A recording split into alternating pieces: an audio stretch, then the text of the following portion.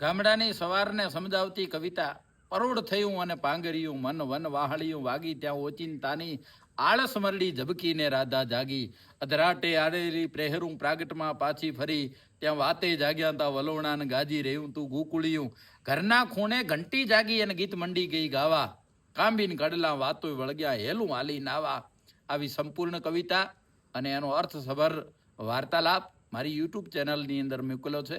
એકવાર અવશ્ય જોવા માટે વિનંતી.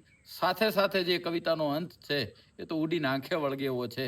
દેવ ખરી ગયા ફૂલડા ફોરમું દઈને એને ધરતી લાગી ચુવા. ધરતીને જાણ થઈ હતી કે આ ખીલેલા ફૂલડા છે એ તો ફોરમ દેવા માટે આવ્યા હતા અને આજ ખરી ગયા છે. મનુષ્ય જીવનની અંદર આપણે એક દિવસ ખરી જવાનું છે, પણ કયા ઉદ્દેશથી આવ્યા છે એનો ઉદ્દેશ આપણને ખબર હોવી જોઈએ. અને તો જ જેદી આ જગત છોડીને જઈશું તેદી કાગા એની કાણી તો ઘરે ઘરે મંડા હે.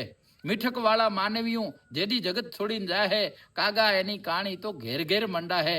આપણા તો રોવે એમાં મોટી વાત શું છે, પણ પારકા જ્યારે પોતાના ગણીને રોવા લાગે ત્યારે સમજવું કે મનુષ્ય જન્મ સાર્થક છે. આ આખી વાત સમજાવતી વિડીયો મેં મૂકેલો છે. એકવાર